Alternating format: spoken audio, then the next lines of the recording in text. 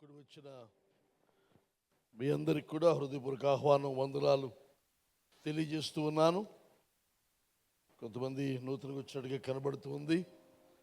ఆరాధన అయిన తర్వాత బయటకు వస్తాము, బయట ఉంటాము. కనుక దయచేసి కలిసి వెళ్ళవలసిందిగా, మిమ్మల్ని మీరు పరిచయం చేసుకోవలసిందిగా, లేక ఎవరైనా తీసుకుని వస్తే వారిని పరిచయం చేయవలసిందిగా మనవి చేస్తూ ఉన్నాను. నిన్నటి వరకు కూడా 10 దినాలు ఉపవాస కూడికలు మనం చేశాము.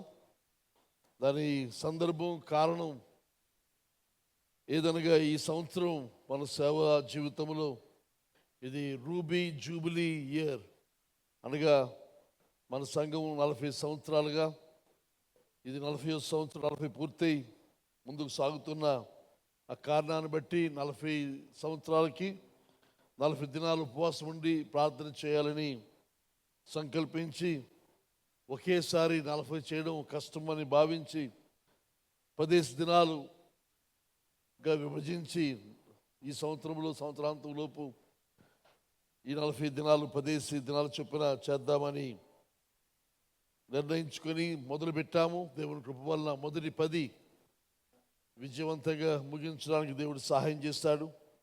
చాలామంది వచ్చారు, దాన్ని బట్టి సంతోషం. ఈ హాల్ రాలేదు కానీ ఈ హాల్ అంతా వచ్చారు, దాన్ని బట్టి సంతోషం. వచ్చి వారు అందరిని బట్టి వందనాలు చెల్లిస్తున్నాము. మీకు ఇబ్బందులు, కష్టము, సమస్య అయినా 10 దినాలు కూడా వచ్చారు. కొంతమంది ఉపవాసం ఉన్నారు, పూర్తి ఉపవాసం ఉన్నారు. కొంతమంది లేకపోతే పార్షియల్గా కొద్దిగా అంటే ఒక పూట అలా ఉపవాసం ఉన్నారు. ఇంచుమించు అందరూ కూడా ఉపవాసంలో పాలు పొందారు, మీటింగ్స్కి వచ్చారు, విన్నారు. వాక్యాన్ని అనుసరించి స్పందించిన విధానాన్ని బట్టి వచ్చిన వారందరికీ వందనాలు తెలియజేస్తూ ఉన్నాను. సరే, దినమందు మళ్ళా వాక్యం వెళ్దాం. అప్పుడే 11:15 అయిపోయింది. వచ్చిన అందరికీ కూడా ఆహ్వానము, వందనాలు. మనం కొన్ని వారాలుగా 40 గురించి మనం ధ్యానిస్తున్నాము. ముఖ్యంగా ఈ జూన్ నెల, అనగా చెప్పాలి, మే నెలాఖరు నుండి కూడా ఈ రూబీ జూబిలీ సంబంధించిన లేఖన భాగాలు మనం చూస్తూ ఉన్నాం. జల ప్రళయాన్ని గురించి మాట్లాడము, తర్వాత మోషేను గురించి, తర్వాత ఏలియాను గురించి, తర్వాత మనం ప్రభువైన యేసుక్రీస్తు 40 దినాలు ఉపవాసం ఉన్న సందర్భాన్ని గత 2 వారాలు మనం మాట్లాడుకున్నాం. కానీ ఈరోజు మరొకసారి అదే విషయానికి మనం వెళ్దాం. పోయిన వారం మొట్టమొదటి శోధన గురించి మనం విన్నాం. అదేదనగా మొట్టమొదటి శోధన ఎక్కడుంది? మత్తయి సువార్త 4వ అధ్యాయం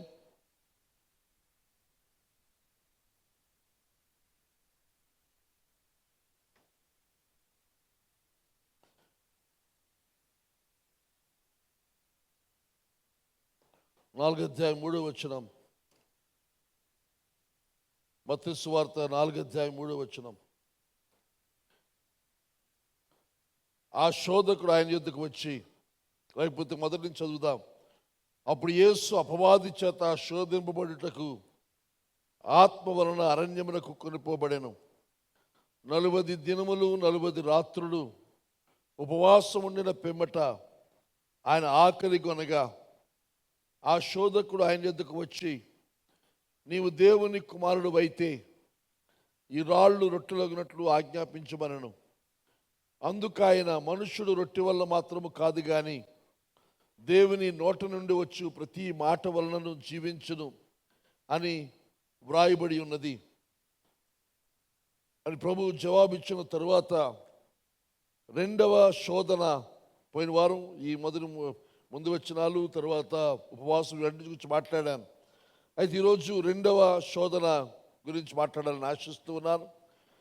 మత్తయి 4వ అధ్యాయంలో 5వ వచనం నుంచి మనం చూస్తే, అంతటా అపవాది, కింద ఫుట్నోట్లో సాతాను, పరిశుద్ధ పట్టణమునకు ఆయనను తీసుకొని పోయి దేవాలయ శిఖరమున ఆయనను నిలువబెట్టి, నీవు దేవుని కుమారుడు అయితే క్రిందికి దుముకుము, ఆయన నిన్ను గూర్చి తన దూతలకు ఆజ్ఞాపించును, నీ పాదం ఎప్పుడైనా రాత్రికి తగలకుండా వారు నిన్ను చేతులతో ఎత్తుకొందురు అని వ్రాయబడి ఉన్నదని ఆయనతో చెప్పాను. అందుకు యేసు, ప్రభు అయిన నీ దేవుని నీవు శోధింపవలదని మరి ఒక చోట వ్రాయబడి ఉన్నదని వానితో చెప్పాను. ఇక్కడ ప్రభు యొక్క రెండవ శోధన.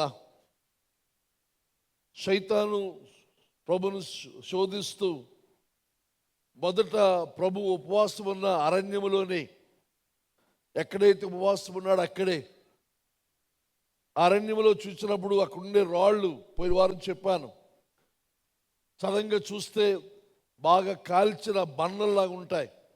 అలాంటి రాళ్ళు అక్కడ అంతా కూడా పరిచి ఉంటాయి. యెరూషలేము లేకపోతే ఇశ్రాయేల్ దేశం వెళ్ళేవారు చాలామంది దాని గురించి సాక్ష్యం చెప్పారు. అది మాత్రమే కాకుండా శాస్త్రవేత్తలు కూడా చాలా గ్రంథాలలో వాటి గురించి రాయడం జరిగింది. అయితే సైతాను ఆ రాళ్లను చూపించి ఆ రాళ్ళు రొట్టెలుగా చేసుకో అనే మొట్టమొదటి శోధన పోయిన వారు మాట్లాడారు. అయితే ఈరోజు అరణ్యము నుండి సైతాను ప్రభుని యెరూషలేముకు తీసుకెళ్ళిపోయింది. ఉపవాసంతో ఉన్నాడు 40 దినాలు, ఆకలిగా ఉంది. 40 దినాలు భయంకరమైన వాతావరణంలో, ఏదో ఒక గదిలోనో ఏసీ ఉన్న రూమ్లో కాదు ఆయన ఉపవాసం ఉండి చేస్తుంది.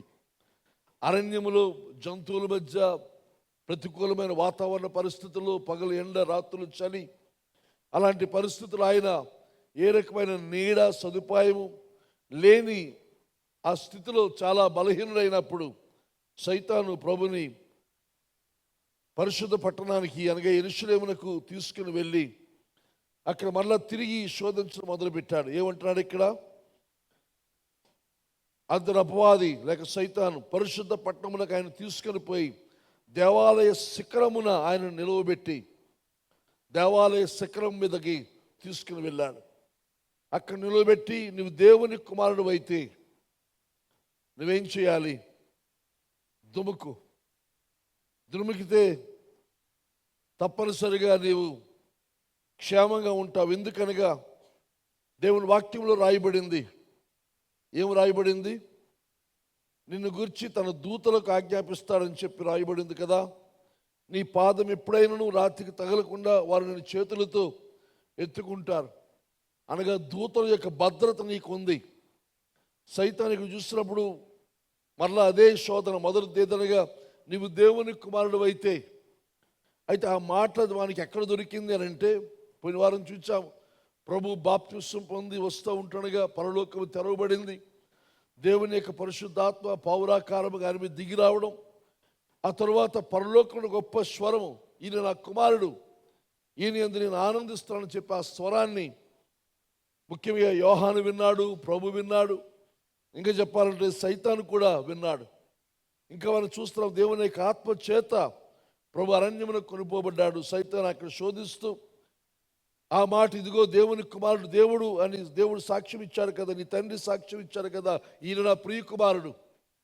కనుక ఆయన దేవుడు చెప్పిన మాటను తీసుకొని నీవు కుమారుడు అయితే, కుమారుడు అని దేవుడు సాక్ష్యం ఇచ్చాడు కనుక నీవు కుమారుడు అయితే నువ్వు చేయవలసిన పని ఏదనగా ఎత్తైన ఈ స్థలము నుండి నువ్వు గెంతు, దుమికితే జరిగేది ఏదనగా దేవుని వాక్యాన్ని తీసుకున్నాడు ఇక్కడ సైతాన్. దేవుని వాక్యం సైతానికి కూడా తెలుసును. ఒక్కోసారి క్రైస్తవుల కంటే సైతానికి బాగా వాక్యం తెలుస్తుంది. ఒక్కొక్కసారి యూట్యూబ్లో అక్కడక్కడ మన వారు కొంతమంది డిబేట్లో పాలు పొందుతూ ఉంటే అనిపిస్తుంది, ఒక్కొక్కసారి అవతల వారికే బైబిల్ గురించి జ్ఞానం ఎక్కువ ఉంది, యువతలు మన తరపున మాట్లాడుతున్న వారికి అంతగా జ్ఞానం లేదని అనిపిస్తూ ఉంటుంది. అది చూసిన సైతాను వాక్యాన్ని తీసుకొని శోధిస్తున్నాడు. ఏ వాక్యం అంటే కీర్తన 91 కీర్తన 11, 12 వచనాలు వాడు కోట్ చేస్తూ సైతాను ప్రభుని శోధిస్తున్న సంగతి మనం ఇక్కడ చూస్తూ ఉన్నాం. ఇక్కడ చెప్తున్న మాట ఏదనగా, నీకు దూతలు ఉన్నారు, నువ్వు దేవుని కుమారుడు కదా, దేవుని అందుబాటులో దూతలు అనేక మంది ఉన్నారు కనుక దూతలను దేవుడు నియమిస్తాడు, పంపిస్తాడు. నువ్వు దుమికితే జరిగేది ఏదైనా కింద పడవు, నీ పాదం ఎప్పుడైనా రాతికి తగలదు, వారు నిన్ను చేతులతో ఎత్తుకుంటారు. ఇది వాగ్దానం ఉంది, దేవుని వాక్యం చెబుతా ఉంది కనుక ఇది చేయని సైతాను ప్రభుని శోధిస్తున్న సంగతి మనము ఇక్కడ చూస్తూ ఉన్నాం. ఇక్కడ చూసినప్పుడు ఈ శోధన, ది టెంప్టేషన్, పరలోకం రుజువుపరుచుకోవాలి. నీవు దేవుని కుమారుడని ఈ పరలోకం రుజువుపరుచుకోవాలి. ఈ శోధన చూసినప్పుడు ఇది చాలా subtle and it sounds very religious and it even sounds biblical. ఈ శోధన ఎలాంటిదనంటే చాలా మోసపూరితమైనది, చాలా సటిల్గా ఉంటుంది. తర్వాత వినడానికి చాలా మతం అనుసరించి మతాన్ని ఉద్ధరించే విధంగా మతనిష్టతో కూడిందిగా ఉంటుంది. తర్వాత ఇంకా చూసినప్పుడు వాక్యానుసారంగా కూడా ఉంటుంది. ఎందుకనగా వాక్యాన్ని తీసుకొని సైతాను శోధిస్తూ ఉన్నాడు. మన జీవితాల్లో కూడా చాలాసార్లు చాలామంది తప్పుదోవలు వెళ్ళిపోవడానికి గల కారణం ఏదనగా వాక్యమే ఆధారం. కానీ ఆ వాక్యాన్ని సందర్భంలో నుంచి తీసివేసి ఎక్కడో వాట పట్టుకొని ఇది దేవుని వాక్యంలో ఉంది కదా, దీని ప్రకారంగా మేము వెళ్తున్నామని చెప్పి కొంతమంది ఒక ఒంటరి వాక్య భాగాన్ని తీసుకొని దాని మీద సిద్ధాంతాన్ని కట్టుకొని దాని మీద ఒక జీవన విధానాన్ని, ఒక తత్వాన్ని, ఒక ఫిలాసఫీని కొంతమంది ఏర్పాటు చేసుకుంటూ ఉంటారు. సైతాను అలాంటి వాటిని చాలా బాగా ప్రోత్సహిస్తాడు. సైతాను చేసే పెద్ద పని ఇది. వాక్యములో ఉన్నదే, కానీ అది ఆ సందర్భంలో అక్కడ పరిస్థితుల్లో అది ఏమిటి అనేది పరీక్షించకుండా ఆ వాక్యం చెప్పిన దాన్ని యథాతథంగా చేయన్నట్టుగా సైతాను మనల్ని శోధిస్తూ ఉంది. చాలామంది క్రైస్తవులు ఆ శోధనకు లోనై దేవునికి విరోధంగా ప్రవర్తిస్తున్న పరిస్థితి జరుగుతుందని చెప్పి మనవి చేస్తూ ఉన్నాను. ఈ శోధన చూసినప్పుడు వినడానికి మతానికి సంబంధించిందిగా, భక్తికి సంబంధించిందిగా అనిపిస్తూ ఉంది, వాక్యానుసారంగా కూడా అనిపిస్తూ ఉంది. కానీ అయినప్పటికీ ఈ శోధన దేవుని ఎలా తిరుగుబాటు చేయడం కోసమే సైతాను శోధిస్తూ ఉన్నాడు. ఈ శోధన ఏమిటి? ఇది దేవుని యొక్క దూతలు నీ సమయమందు, నీవు కోరిన సమయంలో నీ కోసం వారు పని చేయాలి. అంటే ఇక్కడ చెబుతున్న పని ఏదైనా, ఇప్పుడు ఇదిగో వాక్యం ఉంది, నీవు దేవుని కుమారుడు అంటున్నావు కదా, దేవుని కుమారుడు తండ్రి దేవుడికి సాక్ష్యం ఇచ్చాడు కదా, కనుక దానిని దేవుడు రుజువుపరుచుకోవడానికి, అలాగే నువ్వు రుజువుపరుచుకోవడానికి ఇదొక అవకాశం. అలాగే ఈ రుజువు అయితే లోకమంతా చూస్తుంది, చూచి నీ యందు విశ్వాసము వారు ఉంచుతారు.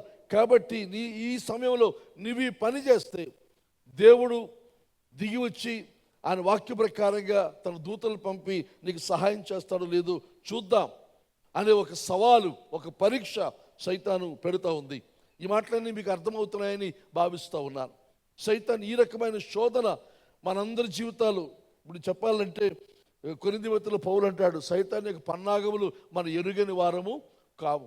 సైతాను పన్నాగాలు అన్ని ఈ రకంగా పనిచేస్తూ ప్రభుని ఎలాగైతే శోధించాడో అదే విధంగా అదే శోధన, అదే పన్నాగం మన విషయం కూడా చేస్తాడు. ఇదే శోధన ఏదైనా తోటలో చేస్తాడు. ఇదే శోధన మన పితరులు అందరి విషయము వాడు చేస్తున్న సంగతిని మనవి చేస్తూ ఉన్నాను. ప్రభువును శోధించాడు, అలాగే మనల్ని కూడా ఇదే విధముగా మనల్ని శోధిస్తూ ఉంటాడు. కనుక దేవుని వాక్యములో ఉన్నదానిని మనం రుజువుపరుచుకోవాలి. దేవుని బిడ్డలము కదా, దేవుని కుమారులము కదా, ఆయన దూతలకు ఆజ్ఞాపిస్తాడు అన్నాడు కదా. కనుక నువ్వు చేయి దుముకు, కనుక దేవుడు తప్పనిసరిగా నీ తరపున తన దూతలను పంపిస్తాడు. అయితే ఇది నా సమయంలో నేను కోరినప్పుడు దేవుడు నా పక్షాన్ని కార్యం చేయాలి అనేది ఒక భావన. ఇంకా చెప్పాలంటే దేవుని వల్ల తిరుగుబాటు, అది తిరుగుబాటుతో కూడిన శోధన ఇది అని చెప్పి మనవి చేస్తున్నాను. అయితే దానికి బదులుగా ప్రభువు చెప్పిన మాట, శోధనకు లోనవ్వలేదు. వాక్యముతో ప్రభును శోధిస్తే ప్రభు మళ్ళా తిరిగి చెప్పింది ఎదురుగా, అందుకు యేసు ప్రభు అయిన నీ దేవుని నీవు శోధింపవలదని మరి యొక్క చోట వ్రాయబడి ఉన్నదని వానితో చెప్పాను. నీ ప్రభు అయిన నీ దేవుని శోధింపవలదు.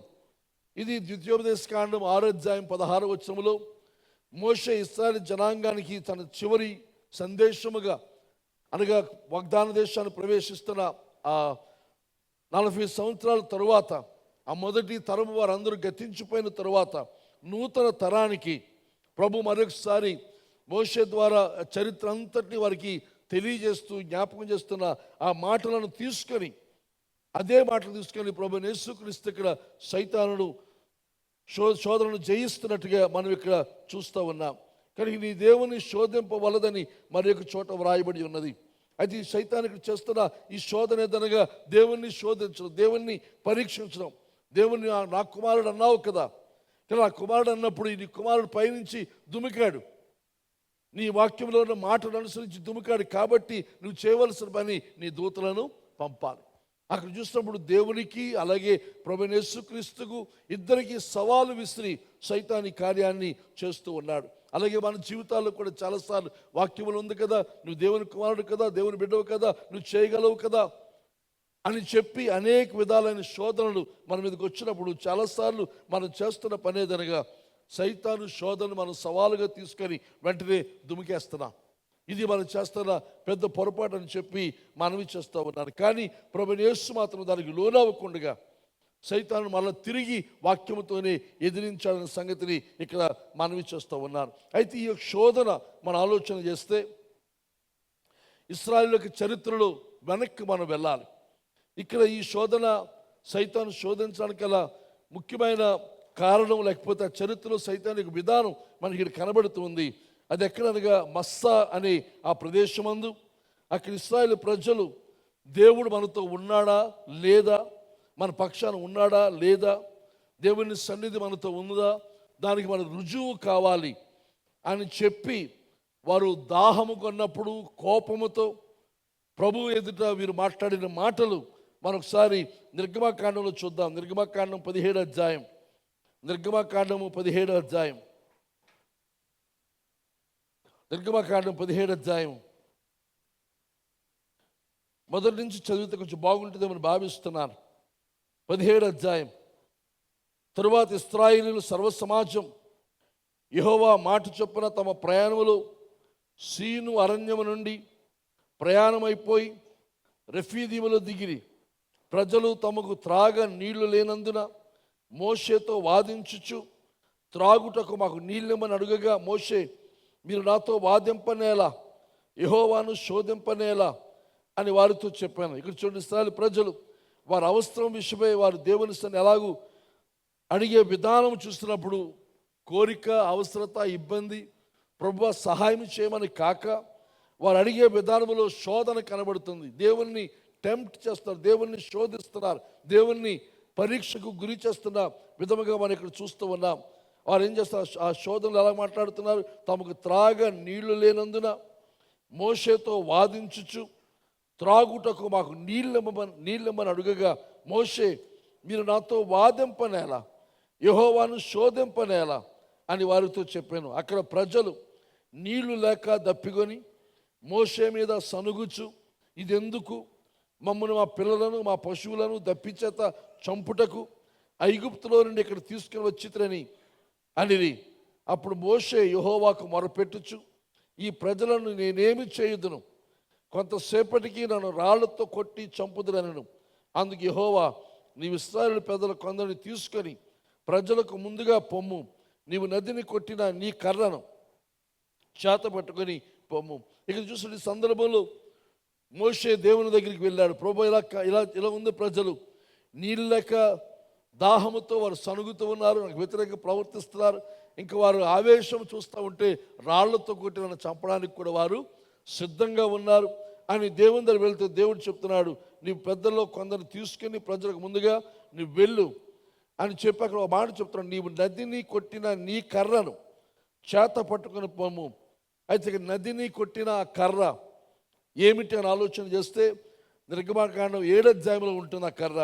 ఇది ఇశ్రాయేలు జనాంగమును విడిపించడం కోసం ఫరో దగ్గరికి మోషే వెళ్ళిన తర్వాత, మోషే అహరోను వెళ్ళిన తర్వాత మొట్టమొదటి తెగులు ఏదనగా నైలు నది నీరు రక్తముగా మారిపోవడం.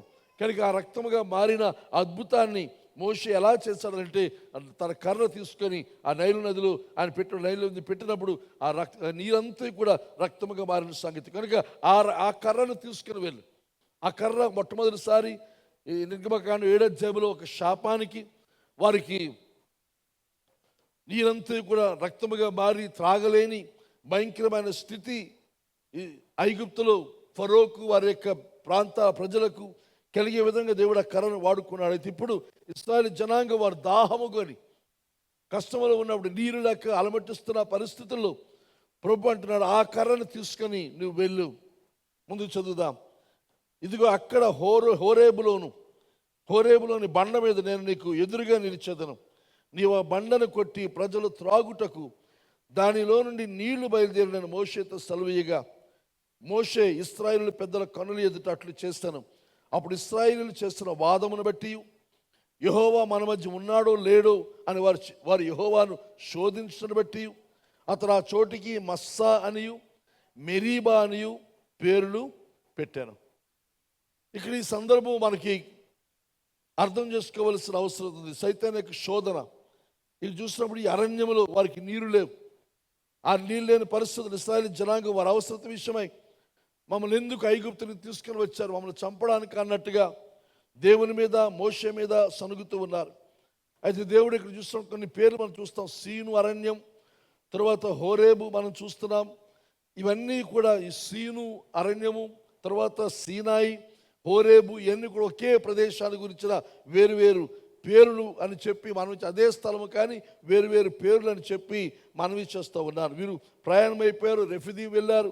అయితే అక్కడ నుండి మళ్ళీ తిరిగి ప్రభువారిని మళ్ళీ వెనక్కి సీనాయి ఆ ప్రదేశానికి తీసుకుని వచ్చిన సంగతి మనం చూస్తూ ఉన్నాం. ఈ యొక్క అరణ్య ప్రదేశంలో ఈ మస్సా ప్రదేశమందు వారు ఇశ్రాయేలు జనాంగం దేవుణ్ణి బహుగా శోధించి అక్కడ వారు చూసినప్పుడు అది ఏం చేస్తారు, వారు శోధించారు. తర్వాత యెహోవాను శోధించబట్టి అతని చోటికి మస్సానియు మెరీబానియు పేర్లు పెట్టారు. మెరీబానుగా వాదన అని అర్థం. ఇప్పుడు ఇశ్రాయేలు చేసిన వాదమును బట్టి యెహోవా మన మధ్య ఉన్నాడో లేడో, ఇక వారికి శోధన ఏదనగా దేవుడు ఉన్నాడా లేదా ఆ ప్రశ్న వారికి కలిగి వారి భావన ఎదురుగా దేవుడు మనతో లేడు, దేవుడు మనతో ఉండుంటే మనకి నీటి కొదువ మనకు ఉండేది కాదు. మనకి కొదువ వచ్చింది కాబట్టి, అవసరం వచ్చింది కాబట్టి దేవుడు లేడు. ఇంక సరే ఆ శోధన మస్సా, తర్వాత ఇంకా మెరీబానగా వాదులాడడం, క్వారలింగ్, దేవునితో తగువు, దేవుని యొక్క సేవకుడైన మోషేతో తగువు, అహరోనుతో తగువు, ఇంకా వారిలో ఒకరితో ఒకరికి తగువు. ఇదిగో నువ్వు తీసుకొచ్చావు, నీ వల్ల వచ్చాను నేను, నువ్వు రమ్మంటే నేను వచ్చాను. ఇంకా అలాగ ఒక్కరి మీద ఒకరు అలాగ తగువులాడుతున్న పరిస్థితి. కనుక దేవుడు ఆ స్థలానికి ఏం పేరు పెట్టారంటే, ఆ బండ ఎప్పుడైతే మోషే దేవుని యొక్క మాట మీద కొట్టాడో, బండ నుంచి నీళ్ళు వచ్చిన తర్వాత ఆ ప్రదేశానికి దేవుడు మస్సా తర్వాత మెరీబా అని పేర్లు, జంట పేర్లు పెట్టాడు ఆయన. సికింద్రాబాద్ హైదరాబాద్ లాగా మస్తాని మెరీబాన్ రెండు పేర్లు దానికి పెట్టి ఆడు చూస్తున్నప్పుడు ఇక్కడ ఈ వారు చేస్తుంది ఏదనగా ఈ మాటికి బైబిల్లో చాలాసార్లు జ్ఞాపకం చేస్తారు. కీర్తన 95లో చూస్తాము, అలా హెబ్రీ పత్రిక 3వ అధ్యాయంలో, తర్వాత కీర్తన 78వ కీర్తనలో కూడా ఇదే మాట మరలా మాటికి దేవుడు దీన్ని జ్ఞాపకం చేసి, ఇదిగో మస్సా మెరీబాల్ దగ్గర మీరు నన్ను శోధించారు, నన్ను బాధించారు, కనుక మీరు హృదయాలు కఠినము కాకుండా మారు మనసు పొందండి, పశ్చాత్తాపడండి అని చెప్పి హెబ్రీ పత్రిక 3వ అధ్యాయంలో ప్రభు ఇశ్రాయేలు జనాంగానికి, దేవుని ప్రజలకు జ్ఞాపకం చేయడం మనం చూస్తాం. ఇది వారి గొప్ప ఓటమి. వారు మాటికి ఈ విషయాన్ని దేవుడు జ్ఞాపకం చేసి ఒకసారి ఒక మాట చదివి మనం ముందుకు వెళ్దాం. కీర్తన 95వ కీర్తన 8-9 వచనాలు మనం చూస్తే ఇశ్రాయేలు చరిత్రలో మరలా ఇదే సందర్భాన్ని దేవుడు వారికి జ్ఞాపకం చేస్తున్నాడు. అరణ్యమందు మెరీబా యొద్ద మీరు కఠినపరుచుకున్నట్లు, మస్సా దినమందు మీరు కఠినపరుచుకున్నట్లు మీ హృదయములను కఠినపరచుకొనుకుడి.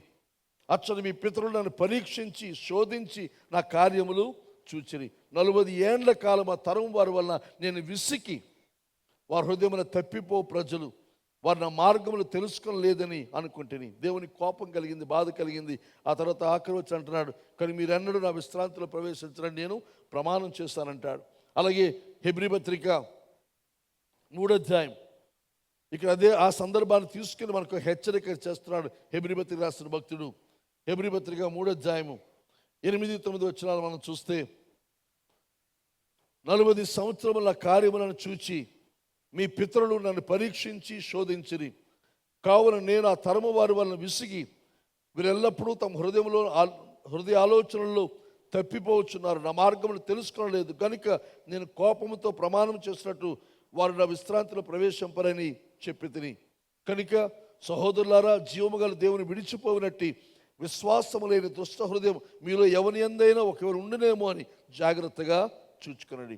కానీ ఇంక పైన అంటాడు, మీరు ఆయన శబ్దం విన్నప్పుడు, ఆయన మాట విన్నప్పుడు మీ హృదయములు కఠినపరచుకోవద్దు. ఇశ్రాయేలు జనాంగం కఠినపరుచుకున్నట్టుగా మీరు కఠినపరచుకోవద్దు. ఈ శోధనకి ఇశ్రాయేలు జనాంగం లోనై ప్రభుని పరీక్షించారు, ప్రభుని శోధించారు. అయితే ఇదే శోధన సైతాను ప్రభు యొద్దకు తీసుకుని వచ్చాడు. ప్రభుని శోధిస్తున్నప్పుడు ఇక్కడ ప్రభు చేసిన పని ఏదనగా ఆ శోధనకు లోనవక, దేవునిపై తిరుగుబాటు చేయక, దేవుని యొక్క శక్తిని బలాన్ని ఏమాత్రం ప్రశ్నించక, ఇంకా చెప్పాలంటే ఇదిగో నా కుమారుడిని పైనుంచి చెప్పావు కదా, అది రుజువుపరుస్తూ నేను దుమికేస్తాను, నాకు సహాయం చేయాలి, అది నీ దూతలు పంపించు, అది నువ్వు చేయని, నీ వాక్యం ఉంది కదా అని నెరవేర్చని ప్రభు యేసుక్రీస్తు ఆ మాటను, ఆ కార్యాన్ని ఆయన చేయకుండా వాక్యాన్ని తీసుకొని ప్రభుని దేవుని నీవు శోధించవలదు అనే మాటతో సైతాన్ యొక్క నోరును ప్రభు మోయించినట్లుగా మనం చూస్తూ ఉన్నాం. ఇక్కడ ఇశ్రాయేలు జనాంగం యొక్క ప్రశ్న ఏదనగా, దేవుడు మన మధ్య ఉన్నాడా లేడా, దేవుడు మనతో నడుస్తూ ఉన్నాడా లేదా. కనుక పైనుంచి దుమికితే మనకు అర్థమవుతుంది ఈ యొక్క భయంకరమైన, లేకపోతే ఈ యొక్క తీవ్రమైన ఇది చేస్తున్నప్పుడు అనేక మంది చూస్తారు, దాన్ని బట్టి నీవెవరో తెలుస్తుందని.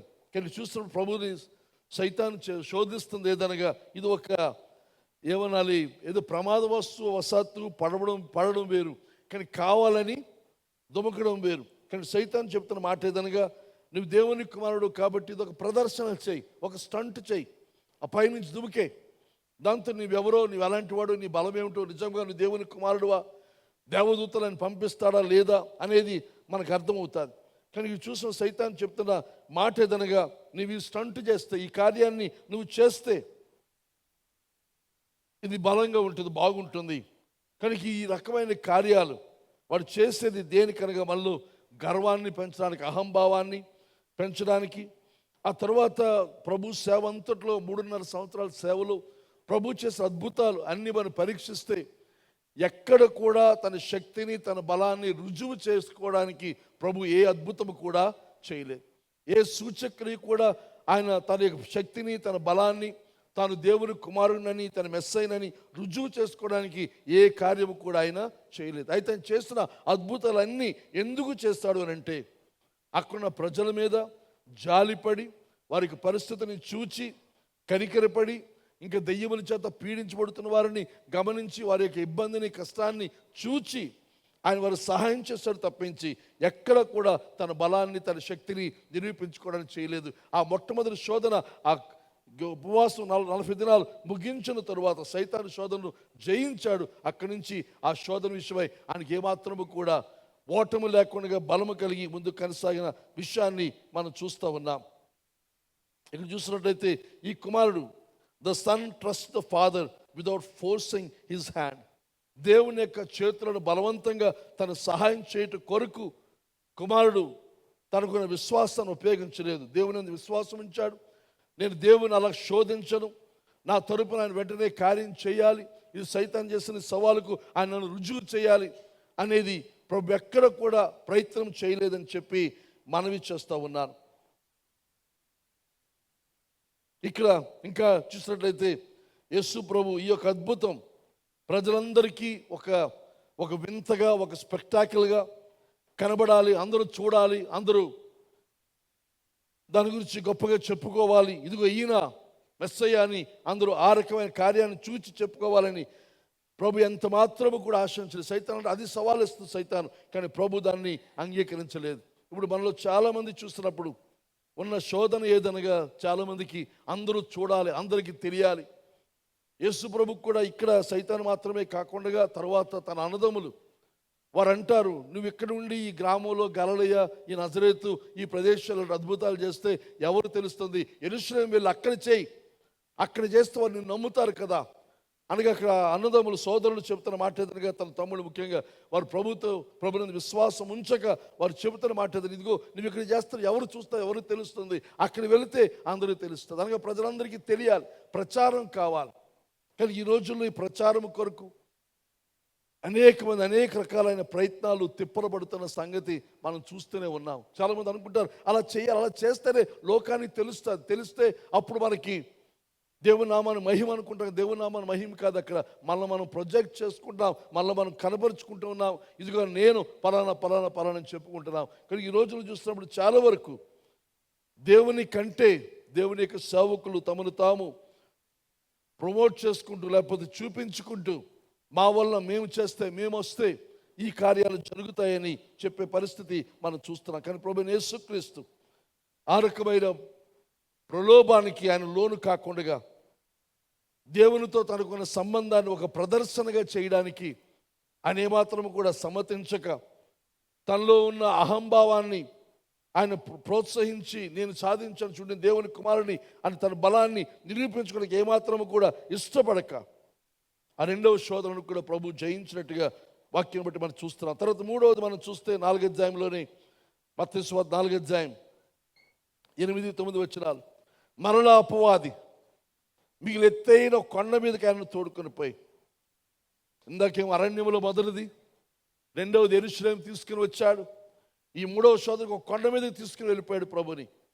ఎంత భయంకరంగా సైతాను ప్రభుతో ఆడుకుంటున్నాడో మనకి కనబడుతుంది. బలహీనంగా ఉన్న వ్యక్తి 40 దినాలు ఉపవాసం ఉన్నాడు, ఏమీ తినలేదు, ఆకలి కొంటూ ఉన్న ఆ పరిస్థితుల్లో సైతాను ఆయన కొండ మీద తీసుకుని వెళ్ళిపోయాడు. ఇదంతా కూడా దేవుడు అనుమతించాడు, దేవుని ఆత్మ ఇవన్నీ జరుగుతాయని తెలిసి బలవంతంగా ఆయన త్రోసుకొని పోయినట్టుగా వాక్యములు మనం పోయినసారి మనం చూచాం. అయితే ఈ శోధన మనం చూసి అంటున్నాడు, మరల అపవాది మిగిలి ఎత్తైన కొండ మీదకి ఆయనను తోడుకొని పోయి ఈ లోకరాజ్యములన్నిటినీ వాటి మహిమను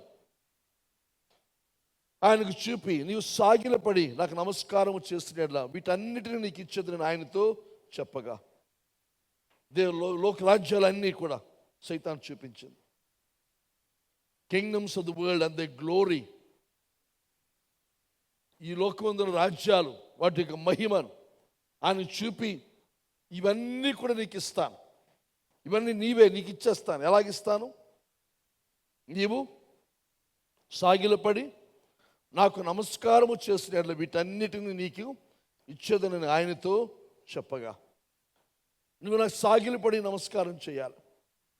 ఈ సైతాన్ యొక్క మొట్టమొదటి పాపము, మొట్టమొదటి తప్పు ఏదనగా ప్రభువును ఆరాధించి ప్రభువునికి అత్యంత సమీపంగా ఉండే ఈ దూత ప్రభువు ఆరాధించబడడం కాదు, నేను ఆరాధించబడాలి. కనుక ప్రభువు కంటే నా సింహాసనం ఇంకా ఎత్తైన ప్రదేశం నేను ఏర్పాటు చేసుకుంటాను, ప్రభువును ఆరాధించబడుతున్నట్టుగా నేను ఆరాధించబడతాను అని వాడు మనస్సులో అనుకున్న కారణం చేత దేవుడు వాడిని పడగొట్టిన సంగతి వాక్యంలో మనకు తెలుసును.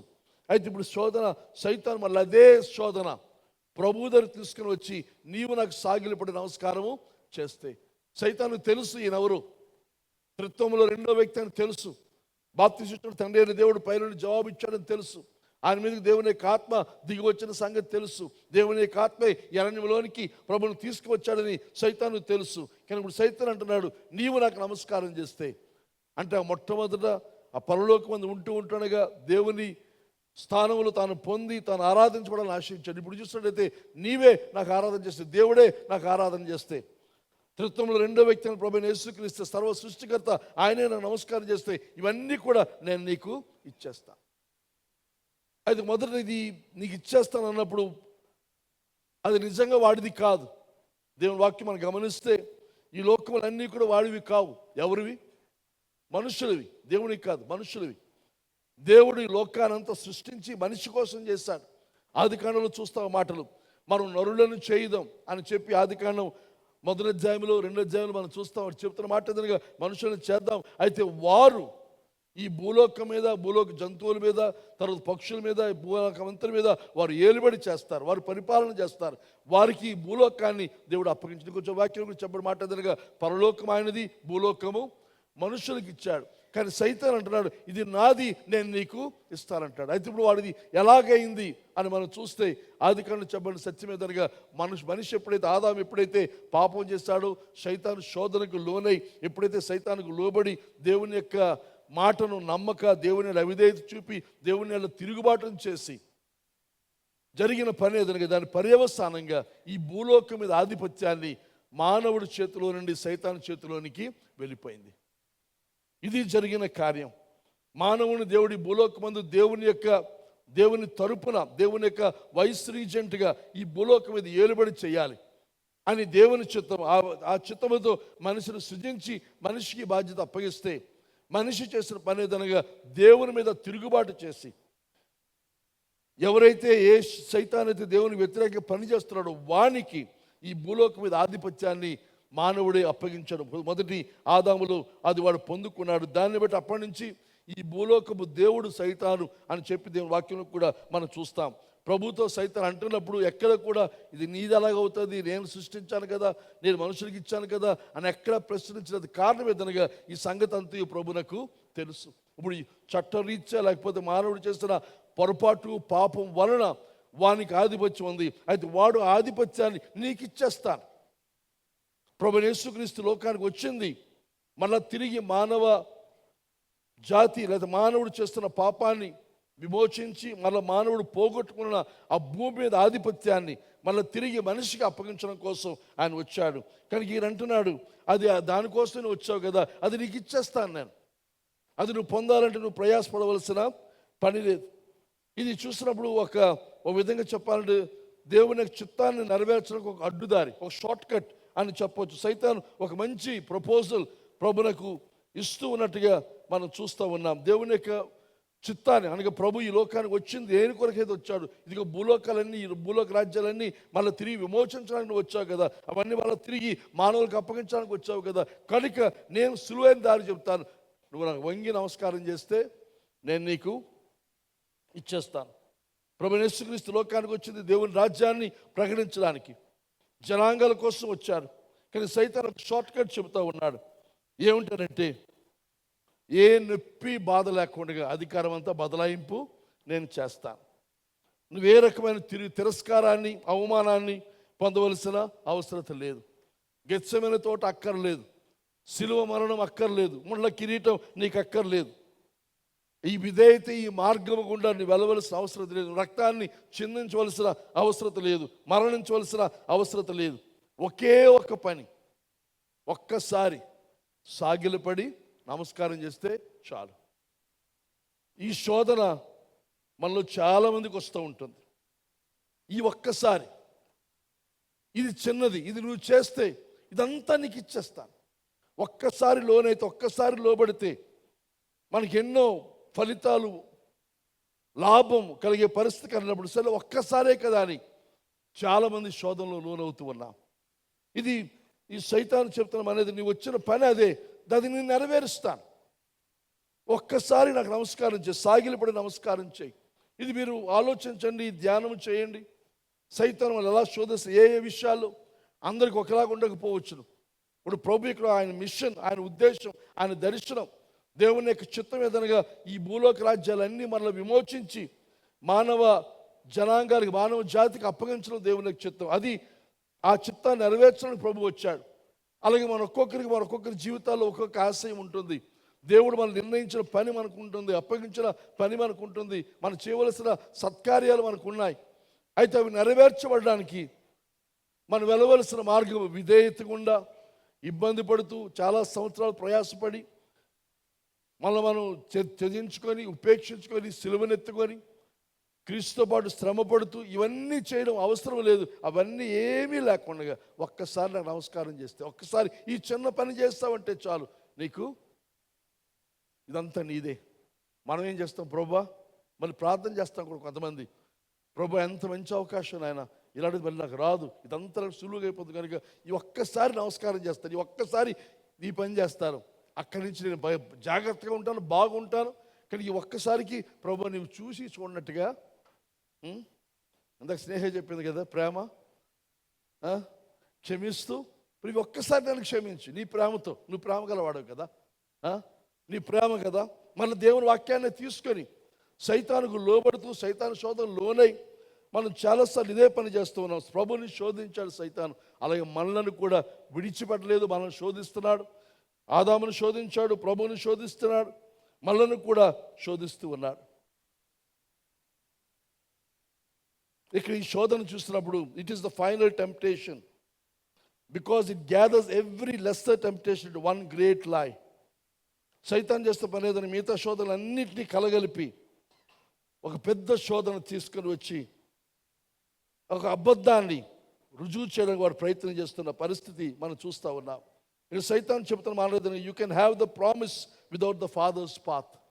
దేవుడు చేస్తున్న వాగ్దానాన్ని నువ్వు పొందవచ్చు, దేవుడు ఏర్పాటు చేసిన మార్గం గుండా వెళ్ళనక్కరా లేదు. దేవుడు చెప్పిన మార్గం వెళ్ళాలంటే చాలా ప్రయాస. కానీ నేను చెప్పిన మార్గం అదంతా నీకు ఇస్తాను, దేనికోసం వచ్చావు అది నీకు ఇస్తాను.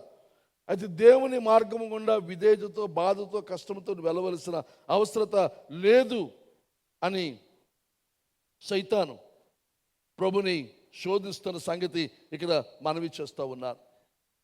కనుక ఇక్కడ ఈ పరిస్థితి గమనించండి. Consider the mighty, the weight of what was placed on the table. అక్కడ ప్రభు ముందు పెట్టబడింది, దానికి బలము, దానికి బరువు. ఒకసారి ఆలోచించండి. ఈ లోకరాజ్యాలన్నీ నీకు ఇస్తాను, అది ఇస్తే ప్రభు ఏం చేయగలడు? తన నీతిని, న్యాయాన్ని స్థాపించగలడు, అధికారం తనకు ఉంటుంది. తరువాత సమాజంలో మార్పును తీసుకొని రాగలడు. నలుగుతున్న వారిని, బాధింపబడుతున్న వారిని. ఆనాటి ఇశ్రాయేలు సమాజం చాలా ఇబ్బందిలో ఉన్నారు. ముఖ్యంగా రోమా సామ్రాజ్యం ఏలుబడిలో యూదులైన వారు చాలా శ్రమను అనుభవిస్తూ ఉన్నారు. కానీ ఈ లోకరాజ్యాలు తన చేతికి వస్తే ఇబ్బంది పడుతున్నారు, ఆపరేషన్లో ఉన్నవారిని, బాధలో ఉన్నవారిని విడిపించగలడు. తర్వాత తాను దేని కొరకైతే వచ్చాడు దాన్ని నెరవేర్చగలడు అనే సంగతి తనది భూలోకమందున కుటుంబాలన్నిటికీ ఆశీర్వాద కారణంగా ఉండగలడు. ఎందుకంటే ఆదికాండం 12వ అధ్యాయంలో దేవుడు చెప్పాడు, అబ్రహాముకి ఇచ్చిన వాగ్దానం, నీ వలన, నీ సంతానం వల్ల ఈ లోకరాజ్యములన్నిటి కూడా నేను భూలోక ప్రజలందరినీ ఆశీర్వదిస్తాను. కనుక అబ్రహాము యొక్క సంతానముగా నేను వచ్చి లోకరాజ్యాలన్నింటిలో ప్రజలందరికీ నేను దీవెనకరంగా ఉండగలను అని సైతాను నాకు ప్రపోజ్ చేస్తుంది. దేవుని యొక్క నీతియుక్తమైన రాజ్యాన్ని నేను స్థాపించగలను. అవన్నీ కూడా గెత్సెమనే లేకుండా, అవన్నీ కూడా కొరడా దెబ్బలు లేకుండా, మేకులు లేకుండా, సిలువకెక్కకుండా ఇవన్నీ పొందగలను. ఇది శోధన. ఆలోచించాను ఒకసారి. మనకు వచ్చే శోధన కూడా ఇలాంటిదే. ఇంత బాధ ఎందుకు, ఇంత ప్రయాసం ఎందుకు, ఉపవాసం ఎందుకు? కొంతమందికి అది పడదు ఉపవాసం అంటే. ఉపవాసం ఉంటేనే దేవుడు వింటాడా? చర్చికి వస్తేనే దేవుడు వింటాడా? ఆ కూటంలో కూర్చుంటేనే దేవుడు వింటాడంటే మీ ఇష్టం. సైతాను శోధన ఇలాగే శోధిస్తాడు.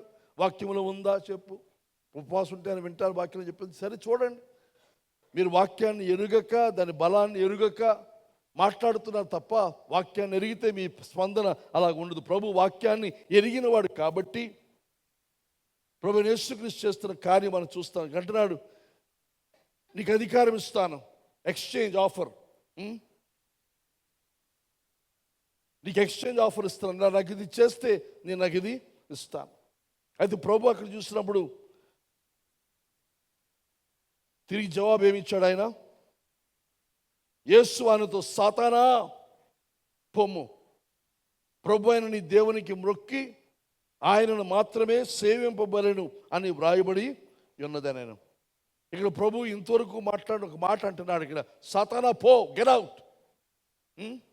ఏదో ఏడుస్తూ బాధపడుతూ కాదు, అర్థమైంది. ఆ కోపం దానికి వచ్చింది. ఎప్పుడైతే తన యొక్క అధికారాన్ని తను మాత్రమే పొందవలసిన ఆరాధనలు వానికి కావాలని వాడు ఆశిస్తున్నాడు, అక్కడ పరలోకంలో వాడు చేస్తుంది అదే, మళ్ళీ ఇక్కడ కూడా అదే పని వాడు చేస్తున్నాడు.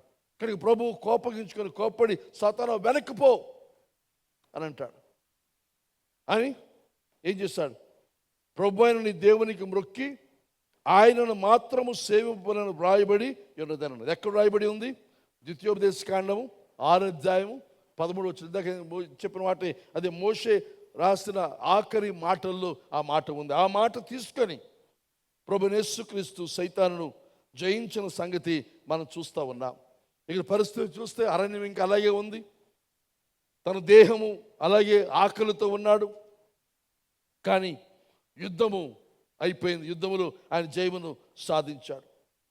ప్రభు యేసుక్రీస్తు దేవుని కుమారుడైన క్రీస్తు చీకటి సహాయాన్ని తీసుకొని, చీకటి లోకం యొక్క సహాయాన్ని తీసుకొని దేవుని చిత్తానుసారమైన దాన్ని తను పొందడానికి ఏమాత్రము కూడా ఇష్టపడలేదు. దుష్టుని చేతిలో నుండి ఆశీర్వాదం తను ఏమాత్రము కూడా ఇష్టపడలేదు. ఓ పాట ఉంది ఇంగ్లీష్లో. ఆ పాట ఏమిటంటే చాలా చక్కని పాట అది. ఒక అతను ఇంట్లో ఉంటాడు, ఆ పాట రాస్తాడు, ఆ పాట పాడుతూ అంటాడు. ఇంట్లో ఉంటుండగా ఎవరో తలుపు తట్టారు. తలుపు తడితే తలుపు తీశాడు. తీస్తే ఎదురుగుండా సైతాన్ కనబడ్డాడు. ఆ సైతాన్ చేతిలో పెద్ద పార్సిల్ ఉంది, పెద్ద ప్యాకెట్ ఉంది, పార్సిల్ గిఫ్ట్ ప్యాకెట్ ఉంది. అయితే అది చూసిన వెంటనే ఈ వ్యక్తి తలుపు తీసిన వెంటనే దడియాలు మూసేస్తాడు. మూసేసి మళ్ళీ లోపలికి వచ్చేస్తే మళ్ళీ తలుపు తడతాడు. తలుపు తడితే మళ్ళీ తీస్తే మళ్ళీ అదే సైతాన్ మళ్ళీ అదే పార్సల్తో ఉన్నాడు. నువ్వెందుకు ఇలా తొందరపడుతున్నావు, నా మాట విను. ఈ పార్సల్ నాది కాదు, నేను తెచ్చింది కాదు, నేను నీకు ఇవ్వడం లేదు. దేవుడు నన్ను పంపించాడు. దేవుడిచ్చిన పార్సల్, దేవుడిచ్చిన ఎవరిచ్చినా నాకు వద్దు అని తలుపేసుకుని లోపలికి వస్తుంటే మళ్ళీ తడతాడు, మళ్ళీ వస్తాడు. నీతో ఇదే సమస్య, క్రైస్తవులతో ఇదే సమస్య. ఆశీర్వదించాలనుకుంటాను, ఇవ్వాలనుకుంటాను, సహాయం చేయాలనుకుంటాను, కానీ మీరు నమ్మరు. ఇది దేవుడు ఇచ్చాడు నాకు, దేవుడు మీకు ఇమ్మంటే ఇచ్చి వచ్చాను తప్ప. చాలాసార్లు శోధన అలా ఉంటుందంటే మరి దేవుడు కాకపోతే ఎవరు చేస్తుంటారండి ఈ పని? ఇదంతా ఆలోచించాను ఒకసారి. అలా మొదలైంది. ఇక్కడ చూస్తే ఇదిగో పలానా మనిషి వచ్చాడు, పలానా వ్యక్తి వచ్చాడు, పలానా సంభవించింది. ఇదంతా యాదృచ్ఛికం అంటారా? అనుకోకుండా జరిగిందంటారా? లక్ అంటారా? దేవుడు ఇవన్నీ మనం కల్పించకపోతే కాదా? ఇలాగిలా మన ప్రయాణమంతులు దేవుడు ఈ బజ్జీలన్నీ చేశాడు కనుక ఇది దేవుని చిత్తం అని వెంటనే స్వీకరిస్తాం. సైతాన్ అంటుంది, ఈ క్రైస్తవులది ఇదే బాధ, నమ్మరు నన్ను, దేవుని దానికి ఇచ్చానంటే తీసుకోరు అన్నప్పుడు సైతాన్ ఆ పాటలో అతను అంటాడు, ఆ భక్తులు అంటాడు, ఒకవేళ నేను చెప్తున్న మాట నిజమే అయితే సైతాన్ నిజం చెప్పడు. ఇప్పుడు కొంతమంది దెయ్యాలు వెళ్ళగొడుతున్నారు, దెయ్యాలతో మాట్లాడుతూ ఉంటారు. నువ్వెవరు, ఎక్కడి నుంచి వచ్చావు, ఎందుకు వచ్చావు, ఇవన్నీ కథలు అడుగుతారు. అవన్నీ చెప్పే కథలన్నీ నిజం కాదు. ఎందుకంటే సైతాను దేనికి తండ్రి? అబద్ధాలకు తండ్రి. వాడు అబద్ధాలే ఆడతాడు. అయితే వీడు అంటాడు, ఇతను అంటాడు, తీసుకుని అతను తీసుకోకుండా అంటాడు, సైతాను నీకు ఒక మాట చెప్తా, మరి ఇంకోసారి నా తలుపు తొట్టకు, నా దగ్గర రాకు. ఒకవేళ దేవుడే నీకు ఇచ్చి పంపినా నీ చేతుల మీదుగా నాకు ఏమీ వద్దు. దేవుడే స్వయంగా నీకు ఇచ్చి పంపించిన నీ చేతుల మీదుగా నేనేమి కూడా నేను తీసుకోను. ఇక్కడ ప్రభు చేస్తున్న కార్యం అదే. సైతాను నీకు ఇచ్చేస్తాను, సులువుగా తీసుకో. కానీ ప్రభు దాన్ని ఏమాత్రం కూడా శోధనకు లోనవక ప్రభు నీ దేవునికి మొక్కి ఆయనను మాత్రమే నీవు సేవించాలి.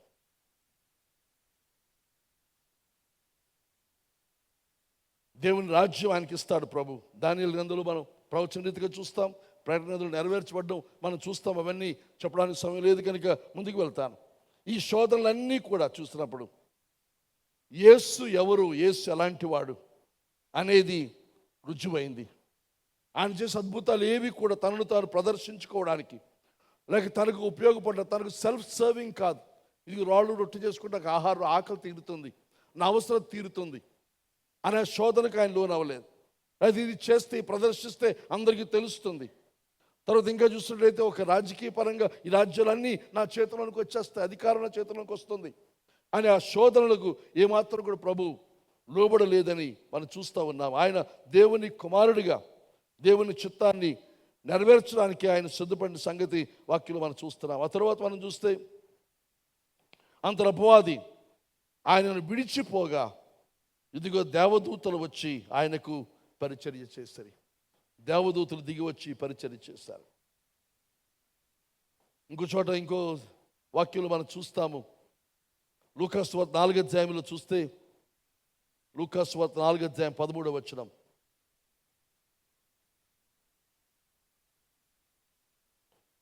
ఈ శోధన గురించి వృత్తాంతం 3 సువార్తలు కూడా ఉంటుంది. 4వ అధ్యాయం 13వ వచనం చూస్తే, అపవాది ప్రతి శోధనను ముగించి కొంతకాలం ఆయనను విడిచిపోయాను. ఇందాక మత్తయి శోధన చూస్తాం. సైతాను వెళ్ళిపోగానే దేవునికి దూతలు వచ్చి ప్రభునకు ఉపచారం చేశారు. దేవుడు తన దూతలు పంపించాడు. శోధించిన ఆ శోధన కోసం దేవుడు దాన్ని లోనవ్వలేదు. నా దూతలు పంపిస్తాడు ప్రభుకు తెలుసు. కానీ తన అనుకున్న టైంలో, సైతాన్ని శోధించిన టైంలో రుజువు చేసుకోవడానికి ఆయన కార్యం చేయలేదు. కానీ తర్వాత దూతలు వచ్చారు. కానీ ఇక్కడ ఈ వాక్యం చూపించాలని ఆశిస్తున్న విషయం ఏదనగా, సైతాను శోధనలో ప్రభుని జయించలేదు. ఇంకో సైతాన్ని ఓడిపోయి వెళ్ళిపోయాడు. శోధనను ముగించి కొంతకాలము ఆయనను విడిచిపోయాను. ఇప్పుడు సైతాను ఒకసారి ఓడిపోతే మనం వదిలేయడు. మనం అనుకుంటాం ఒకసారి సైతాన్ని జయించేస్తాం, ఇక అయిపోయింది అనుకుంటాం. కానీ మనం జీవించినంత కాలము సైతాను శోధిస్తూనే ఉంటాడు. నిత్యం మన వెంటనే ఉంటాడు. ఏ సందు దొరికినా, ఏ అవకాశం దొరికినా ఆ శోధన మనం చేస్తాం. ఈ 3 ఆ శోధనలు వారు తీసుకుని వస్తాడు ప్రభు, సైతాను. కనుక జాగ్రత్త. అకృతం అయిపోయింది అనుకోవడానికి వీల్లేదు. మరలా ప్రభు శోధించిన సంగతి దేవుని వాక్యంలో మనం చూస్తాం. అయితే ఈరోజు ఇకృత రాపుతాను ప్రభు ఈ సందేశాన్ని మనందరి వినికిల్లో ఆశీర్వదించును గాక. అందరూ తల వంచండి, ప్రార్థన చేద్దాం.